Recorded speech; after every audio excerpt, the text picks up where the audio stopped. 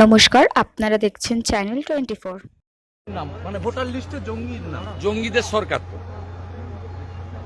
শুধু ভোটার লিস্টের নাম নয়, আজকে ক্যানিং শওকত মোল্লা বিখ্যাত ক্যানিংয়ে সেখানে জাভেদ মুন্সি ধরা পড়েছে। কাশ্মীরের পুলিশ এসে ধরে নিয়ে গেছে।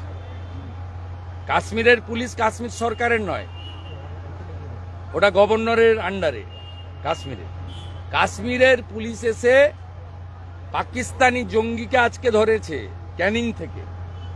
যে ক্যানিংয়ে সব ভোট তৃণমূল নেয় বা পায়, যেমন জেঠথানে গত লোকসভা ভোটে যেখানে লুট করলো ভোট, সেখানে 2টা ভোট সিপিএম পেয়েছে, বাকি সব ভোট তৃণমূল পেয়েছে।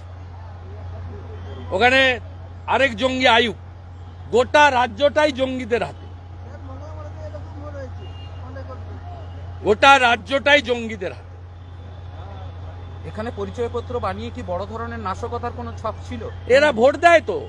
আমরা 2,33,27,000 ভোট পেয়েছি, সবটা হিন্দুদের ভোট এবং জনজাতিদের ভোট। তৃণমূল 2,75,00,000 ভোট পেয়েছে, তার মধ্যে 2 কোটি মুসলমানের ভোট আর 40 লক্ষ ছাপ্পা ভোট।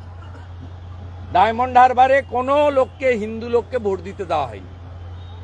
কেশপুরে কোনো হিন্দু ভোট দিতে পারেনি। পিংলার একটা মণ্ডলে কোনো হিন্দু ভোট দিতে পারেনি। জেঠথানে একটা বুথে 727 তৃণমূল, 2 সিপিএম আর বিজেপি 0। এই মডেল। এখানে জঙ্গিদের সরকার চলছে। জঙ্গিদের সরকারের মুখ হচ্ছে সিদ্দিকুল্লাহ আর ফিরহাদ হাকিম, আর মুখোশ হচ্ছে মমতা ব্যানার্জি। আজকে ফিরহাদ হাকিম বলছে যে যেখানে বিএসএফ ঠিক মতন গার্ড দিচ্ছে না বা কেন্দ্রীয় স্বরাষ্ট্র মন্ত্রক, ওরা আগে জমি দিক, তারপরে বিএসএফ এর উপরে আঙ্গুল তুলবে। 72টা জায়গায় বিএসএফ কে জমি দিচ্ছে না। মোট বাংলাদেশ ভারতের বর্ডার হচ্ছে 4000 কিলোমিটার।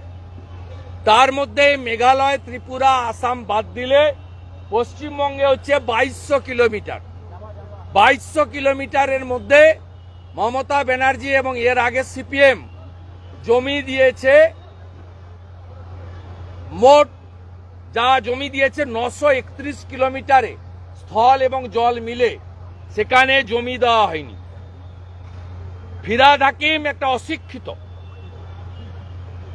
ফিরহাদ হাকিম আগে জমি যা চেয়েছে ভারত সরকার দিয়ে দিক, তারপরে বিএসএফ যদি কাঁটাতার দিতে না পারে, অনুপ্রবেশ আটকাতে না পারে, তখন কথা আওয়াজ তুলবেন, আমরাও সঙ্গ দেব। আমরা কেউ ভুল করলে তাকে গার্ড করি না। আমি নিজেই বলেছি যে আরজি করের কেসে বেলেবল সেকশনে চার্জশিট হতো, সিবিআই চাইলে দিতে পারত। তা সিবিআই মানেই তার সব কাজকে সমর্থন করতে হবে, বিএসএফ মানেই তার সব কাজকে সমর্থন করতে হবে, এটা আমরা ভারতীয় জনতা পার্টি বলে না। আমরা পশ্চিমবাংলার জনপ্রতিনিধিরা বলি না। আমরা কালোটা কালো বলি, সাদাটা সাদা বলি। আগে জমি দিন বিএসএফ কে, তারপরে লেকচার মারবে। আমাদের এই ভিডিওটা ভালো লাগলে লাইক করবেন এবং এরকম আরও ভিডিও দেখার জন্য চ্যানেলটিকে সাবস্ক্রাইব করবেন।